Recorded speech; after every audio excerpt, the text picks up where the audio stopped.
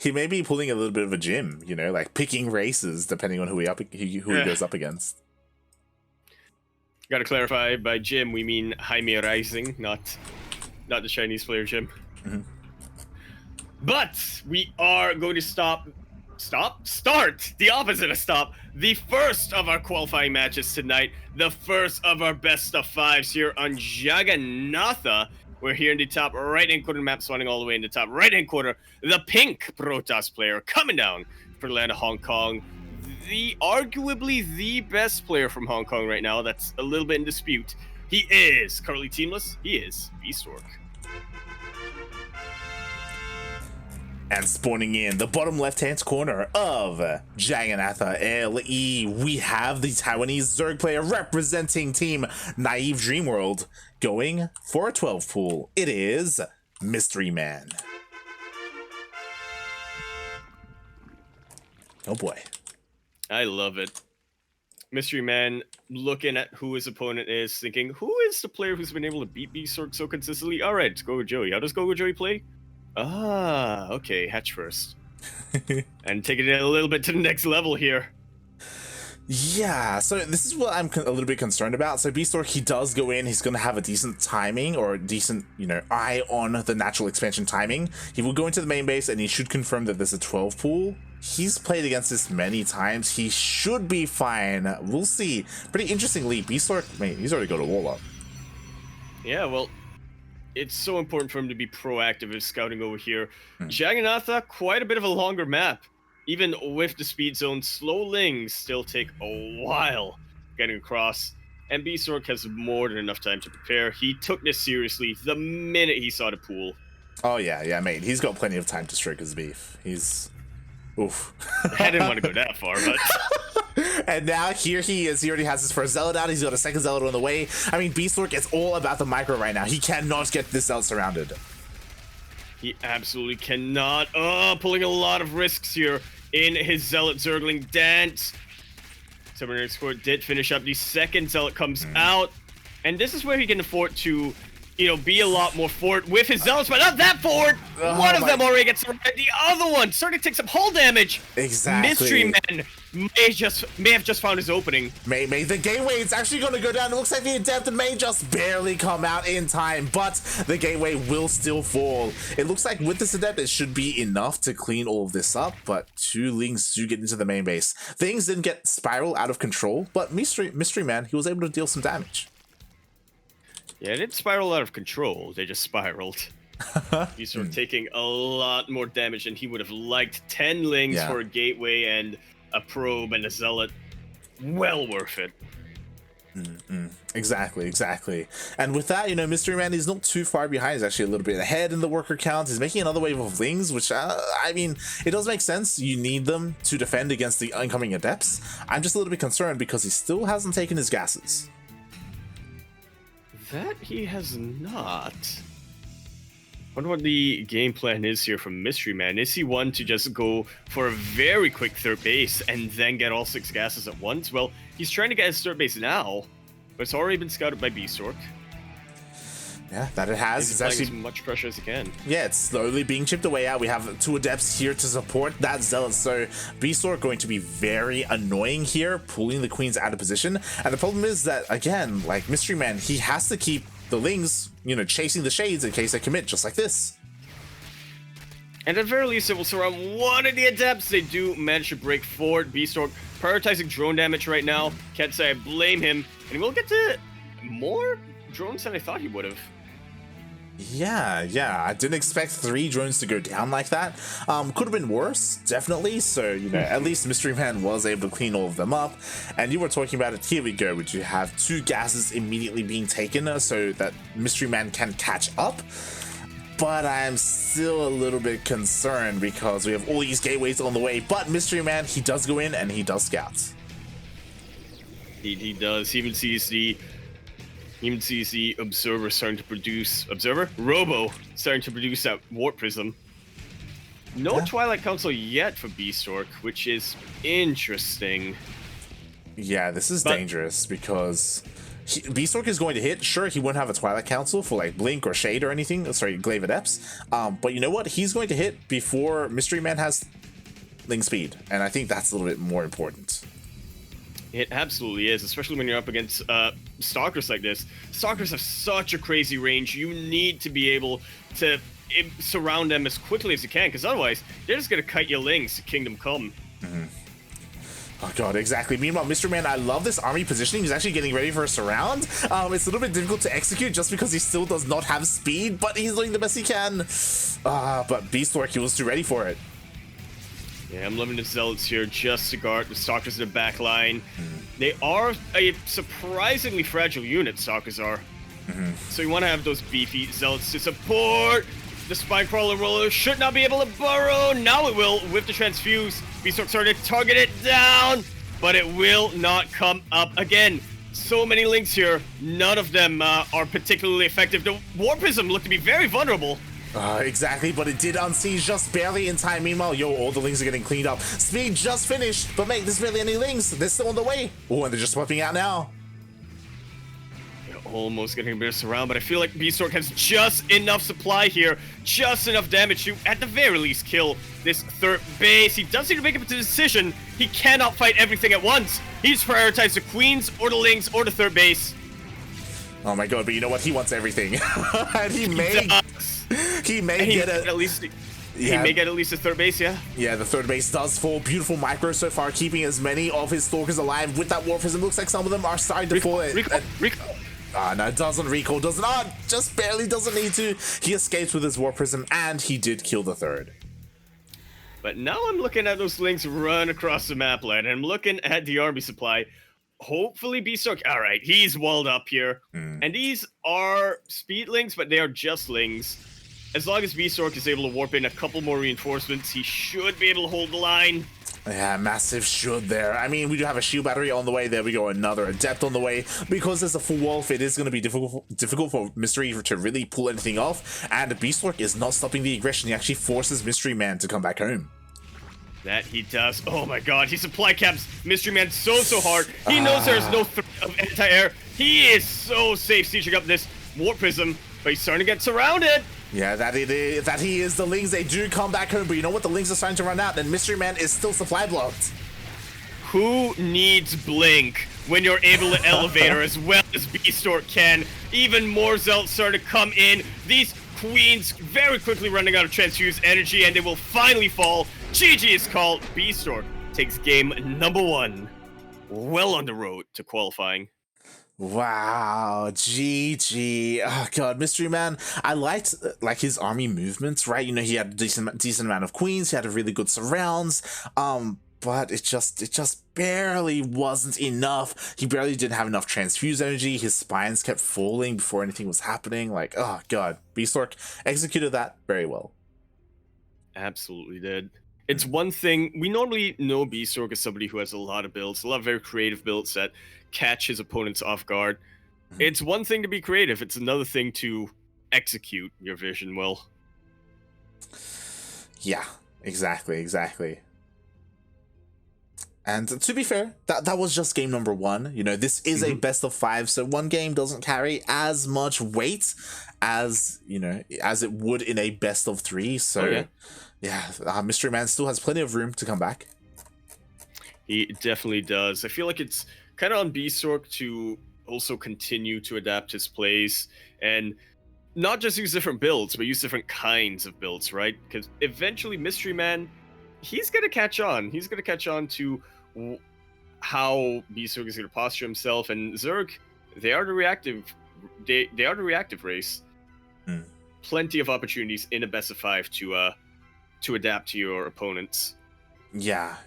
We'll see how MysteryMan like approaches this series. You know, he already started with the 12 pool, right? Is he going to keep going with that sort of aggressive style? Is he going to go for more economic openers later on?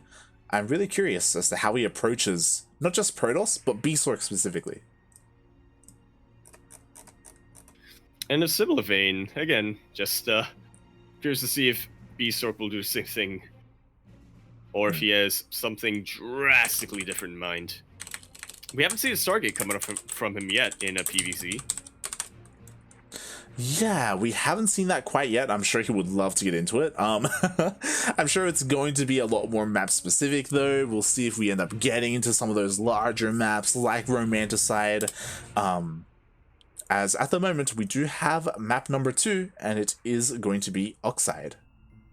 I like it. We're getting the macro maps out of the way at the start. Eventually, we're gonna go into Beckett Industries. I believe you said 2000's atmosphere was vetoed. If I quickly check, Beckett Industries was vetoed. I don't know what the second map was. Oh, was vetoed.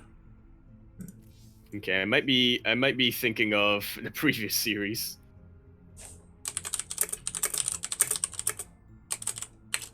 Yeah, Beckett Industries. Unfortunately, we won't see that in this qualifying match.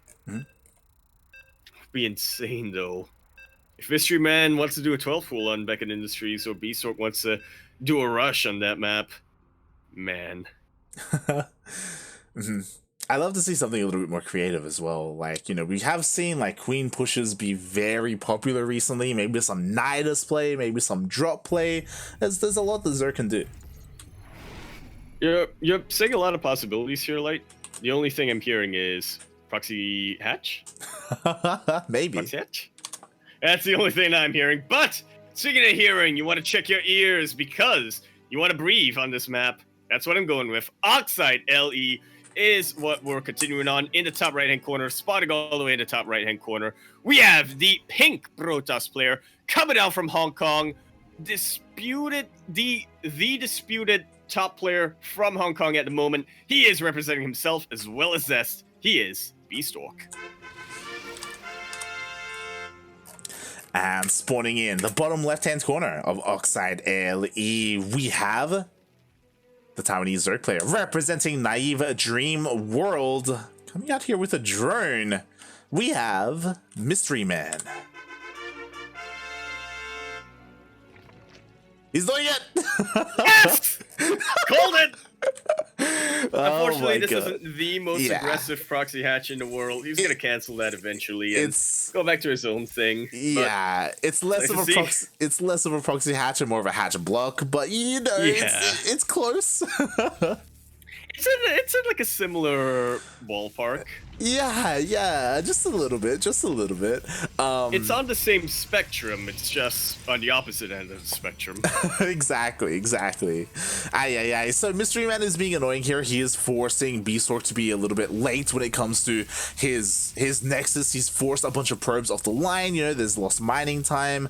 But eventually, this hatchery should be cancelled. We'll see if he's fast enough to turn it into an Evo chamber. Oh, show me the draw, MysteryMan. Show me the draw. It is high noon.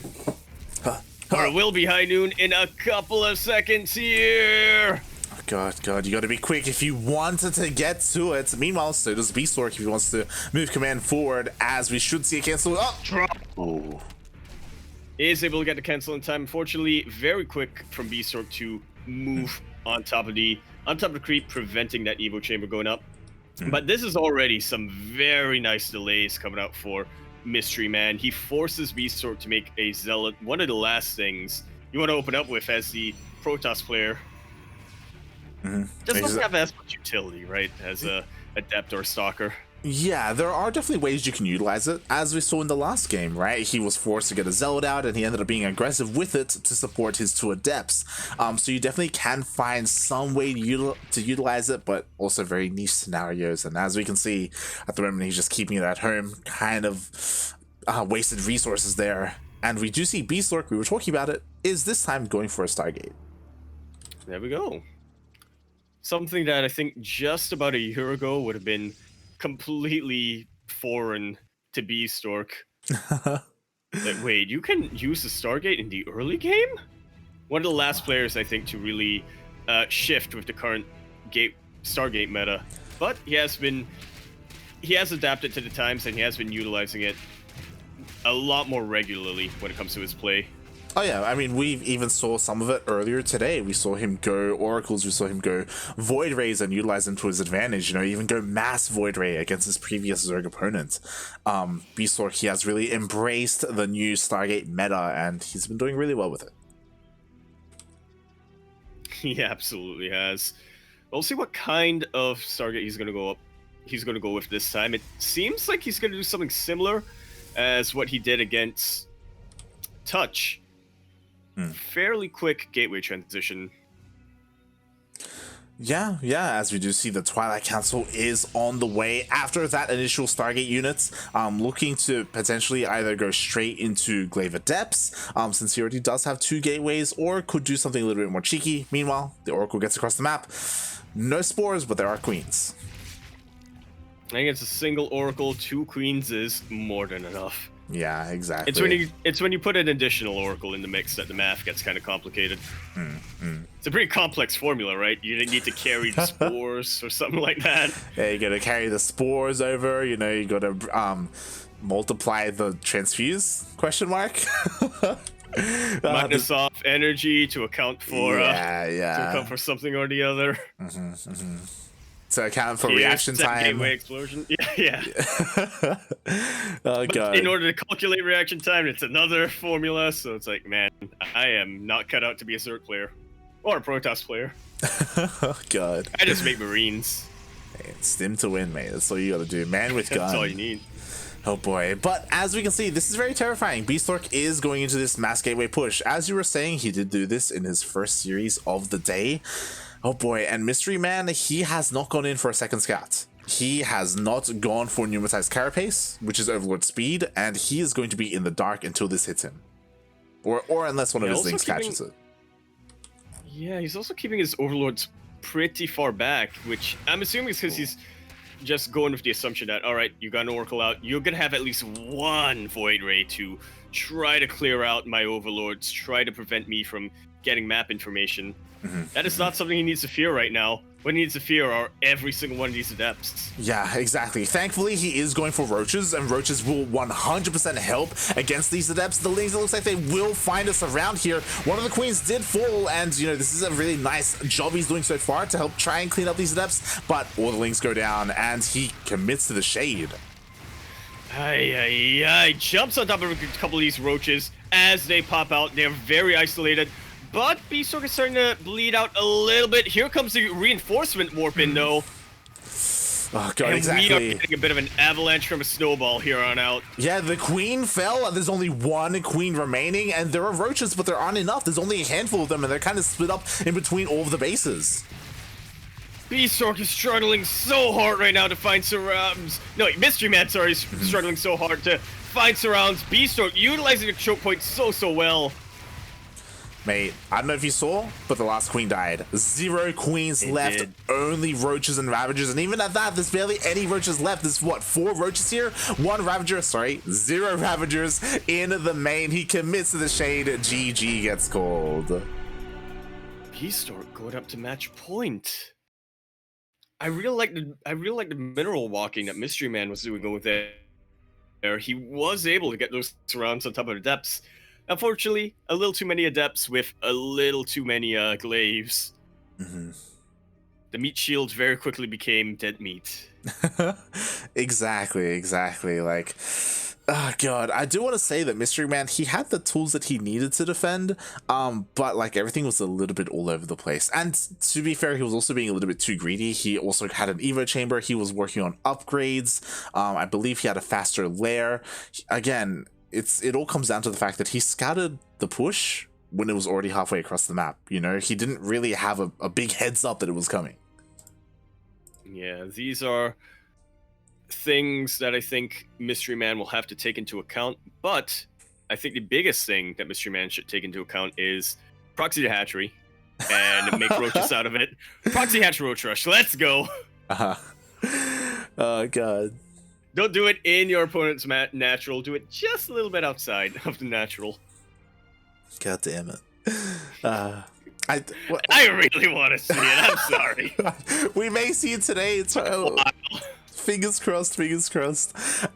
But again, what I will say as well about how MysteryMan played is that he was playing very risky. It's very risky as a Zerg player to not go for Overlord speed. Like, sure, he went up against a Stargate opening, but a Void Ray wasn't made. right? There was nothing to stop an Overlord Scout, you know? That's all even a slow Overlord Scout, to be fair. Like, MysteryMan, he could have gone in, could have had a bit of a better heads up, and then he would have been able to get ready. He would have been able to throw down some spines, you know, gone into roaches a little bit faster, just pre-prepare.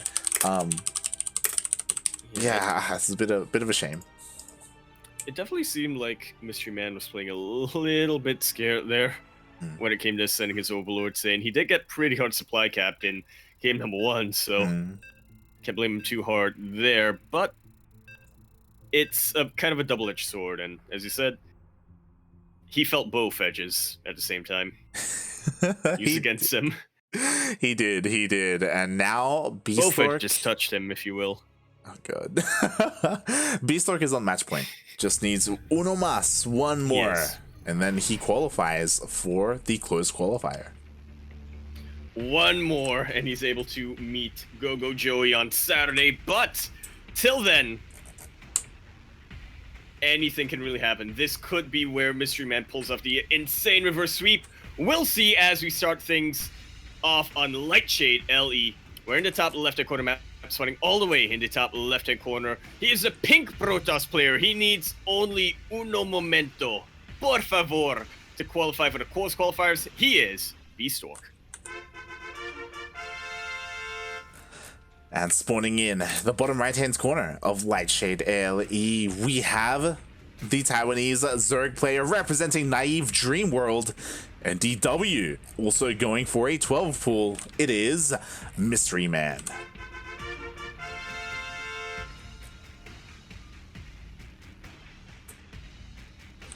And Bistork already sending the probe across the map.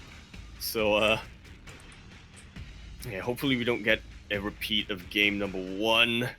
That's what it is looking like for now. To be fair, the rush distance is a little bit smaller on Lightshade, so these things will get across the map a little bit faster. We'll see how this goes as Bistork scouts, and he does see the 12 pool. Indeed, he does.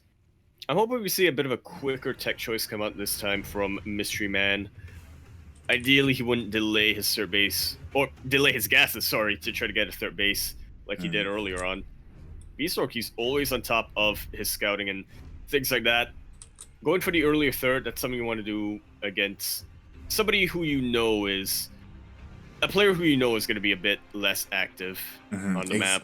Exactly. Like, Bistork was really able to abuse that slow speed timing, right, in game number 1 on Jagannatha. Like, it was insane. MysteryMan was struggling so much to defend with slow lings, but we'll see if we even get that far. Right now, you know, damage is being done to that gateway. Previously, he was able to get a kill on it. Maybe he can do so again.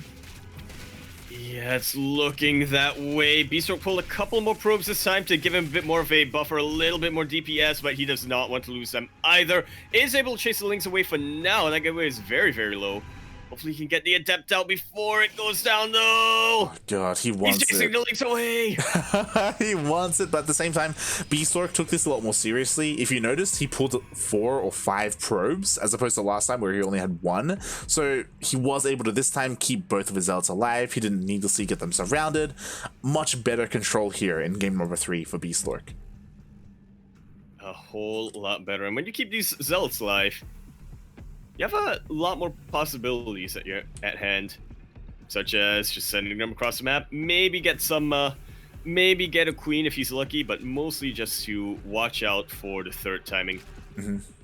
And this is so important, right? 1, it delays the third. 2, you get eyes on the third as well. And as we see, MysteryMan, he's staying on 2 bases that much longer here, which I do think is maybe a better response. But regardless, it's going to be really annoying trying to expand. Oh my god. Oh god, this is terrifying. No, please don't like this! Oh! He kept the links for so long, and now he pounces on top of the army when they're a little bit too deep into creep. 1 queen at least will go down, as well as 5 workers, and more to come! Oh god, the 2 Adepts, they get into the main base. More workers are going down. Slow lings are trying to chase them as best they can, but they also commit to the shade, but they get surrounded. Just like so, the push will be ended. Well, I say push, more like a harassment force, more of a scouting force, really. That happened to get 9 drones and a queen. Yeah, I didn't even notice the queen, mate. That's huge. Oh god. It is absolutely massive. MysteryMan being a little bit greedy now to catch up on the damage that was dealt against him. Or dealt to him, rather. Yeah. I mean, this time he did switch up a couple of things, right? He got much faster gases, he got much faster link speed, again, compared to game number 1. What is scary, and what he might die to if he doesn't scout, we got a Dark Shrine on the way. We do. And this is probably the best decision for Bistork to make. He knows that he was able to get so much economic damage on MysteryMan. MysteryMan, he's going to be a lot more... What's the term I'm thinking of here? Like, a lot more conservative, right? He's going to be cutting a lot more corners to catch up again on his economy. Mate, Bistork, he's got to be smiling right now. Because what he's doing, 1, he's getting worker kills. 2, he's confirming, hey, you don't have a spore. Oh, you don't have a spore. You don't have a lair. You don't have a lair. A couple of spores go down. Okay. Spore is on the way. This is crucial, but you know what? So is that War Prism. Dark Shrine is done. DTs are being morphed in. Can this spore get here in time? It looks like it may just barely. Even if it does, though, will it be able to stay alive? Come on, MysteryMan, show me the body blocking. You need to keep that spore alive. Bistork kind of reveals his hand a little early. Oh, that he does, but it looks like one. Mate, he's just fighting. He doesn't even care, he's just mate. Fighting it. Oh my god, it looks like the second queen may fall. Ooh, he actually pulls back. Interesting choice here. I didn't think Bistork really needed to. Well, he's trying to get a bit of a better position here. Might have been a little bit worried when he saw the Lings on his side of the map with that pylon, but detection is great, but it's nowhere near as useful if you don't have anything to kill the units. Yeah, I guess so. And to be fair, like, Bistork, he is still ahead economically, well ahead in that worker count. He was able to kill 8 drones and a queen. I'm sure he would have loved to have gotten the second queen, but the second queen did just barely stay alive. But for how much longer? Because now those DTs have morphed into Archons. Watch those Archons jump right on top of those queens. He's going for it. He's going for it. He's going for it. The drone's a little bit bunched up. Bistork, he pulls the trigger and does take out that queen. Needs to be a little bit careful. The roach count is climbing right now for MysteryMan. He is, and mate, MysteryMan's all in because we're 6 minutes in, almost 7 minutes in. He doesn't have a third base. He's trying. This third base is so late, and it may even be denied. Just barely does go down. Well, if he's able to drop on top of the main base, avoid the range of so many roaches. Surprisingly trading well against them. You normally think of roaches as one of the few units that Zerg has to really tank a lot of these Archon shots, but not the way Bistork uses his Archons. Exactly. We see the finesse of Bistork with his micro really come to fruition here, and he is able to abuse that. My Zerg heart is bleeding right now. To be fair, though, again, like, MysteryMan can still try and hit, like, a very strong 2-base timing, but, oh god, his economy is hurting so much due to just the constant harass this game. It really is. He's going to have a much weaker push by the time it comes out. He's going to have a lot less he's able to produce with. But Bistork isn't taking the most defensive stance right now. He's not exactly fortifying his position. He's got a lot of force fields, not a lot of shield batteries. Right, he's ready to soul train it up. He's ready to just go across the map with immortals and sentries, and without ravagers, what are you going to do? Thankfully, we have 4 ravagers. This is so important here for MysteryMan, but god, he's just struggling to deal with just the Archons. He's not ready for immortals. Bistork absolutely picking him apart right now, drawing the attention away, leading every single one of these units on a wild goose chase. Bistork has caught up in the army supply. That is the last thing you want to see as a Zerg player. Yeah, exactly. Bistork, he's pushing on forward. He does eat a bunch of biles to the face, but mate, he could eat every single bile. It doesn't even matter. There's just too much beef. There is way too much beef, and Bistork, he's stroking it. He's stroking it hard, mate. GG gets called, and Bistork will not just take the series, but qualify for the close qualifier.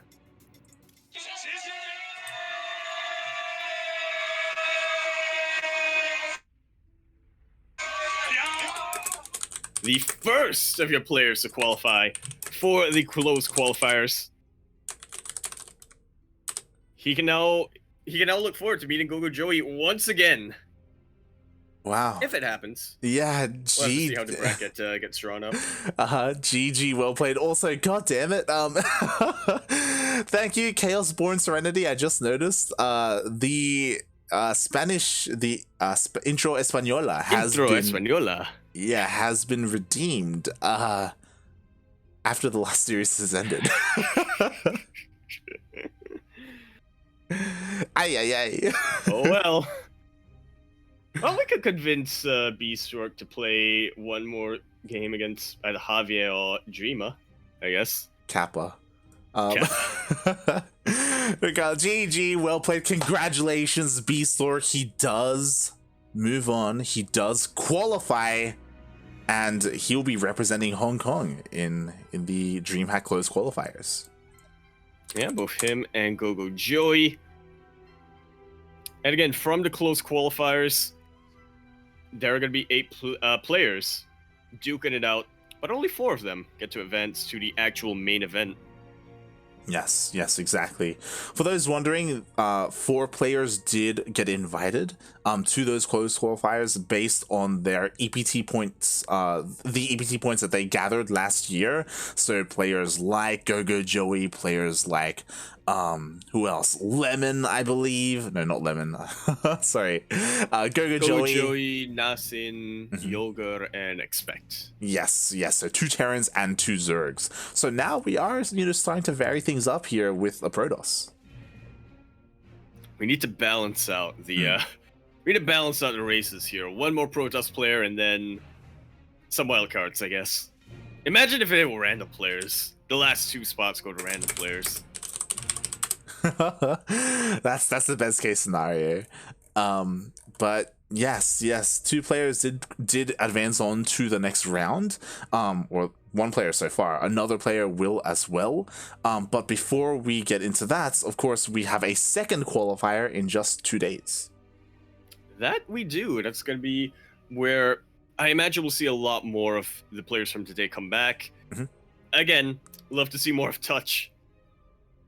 Oh yeah, I want to get touched, mate. Kappa? I want to see more of Touch. I want to see more of Vice Ravana. I want to see Psyarch show up. Sioris as well. Sioris was missing. Oh yeah. Yeah, Sioris, our boy, feels bad, man. Kevin Liu, there's a lot. Cell, there's a lot of solid players here, and they will have another chance. Of course, Bistork was a favorite. He didn't drop a single map today, but now he's through, and that does mean that in qualifier number 2, there is a better chance for one of these other players to make it through. Stakes are definitely being raised. Definitely.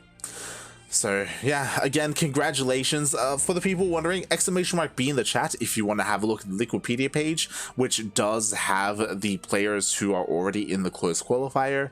You can also have a look at the ESL page, as the lower qualifying match is currently going on to decide or to figure out who will join Bistork as a qualified player today. Yeah, that's going to be covered over by twitch.tv/the animation dude, otherwise known as Mint Crystal. Good to see him around once again. Yeah, he's always here. We're trying to cover as much StarCraft as he can. I believe he is currently mid-series. I don't know what game they're in. I don't know how the series is progressing, but yes, he is covering them. We could wait and try and jump in mid-series as well and cast, but I mean, they already have an English caster, so yeah. Are you just doing that because you're tempted to do the Inter Española? I am tempted. Yeah. But at the same time, I don't want to do that to him, because we did agree before the tournament started, hey, we'll cover one half, you cover the other half, so we can avoid each other and kind of cast undisturbed. Yeah. Definitely don't want to break that. Definitely. But yeah, what a day of StarCraft. It was great to have you back, Yaku. I know we had a couple of days off from casting, literally 1 day. Yeah, I don't know about a couple. It was literally 1 day yesterday. But it was great. It's great. It's always great to be back here casting StarCraft. You know, back with DreamHack again. This is the first day of DreamHack. Tomorrow we will be live with DreamHack North America qualifier. And maybe China in the afternoon. Again, we'll see. We'll see. Yeah, we'll see. See if the visa issues get sorted out. Definitely. I don't think I can. I don't think that's actually that doesn't apply anymore because we actually already have the accounts. ESL has the accounts. It's up to them to decide whether they want to let us use it. Yeah, that's kind of what it comes down to. Oh boy. But again, thanks everyone for watching. We appreciate the support. I hope you enjoyed the broadcast. Shout out to the players who qualified. And I guess we're done for the day. Yaku, are you going to risk a shorter one, but quality over quantity, I guess. Some very nice games you've seen. Are you going to attempt to to stream this week? Man, I'm waking up at 6:45 a.m. tomorrow. Feels bad, man. maybe on Thursday, but I think I might be a little preoccupied in the afternoon. We'll see. So the answer to that is no is the likely answer. We'll see what happens. Don't expect anything, is all I'm saying. Yeah. If you did want to tune into Yaku's personal streams, Yakuzaku 1 on Twitch, it's okay. It's a lot of fun. So give him plenty of love. Meanwhile, thank you so much everyone for watching. Hit that follow button as we will be live throughout the entire week, casting as much of the DreamHack qualifiers as we can, and we will see you tomorrow. Yeah, we shall. Bye. Ciao. Bella.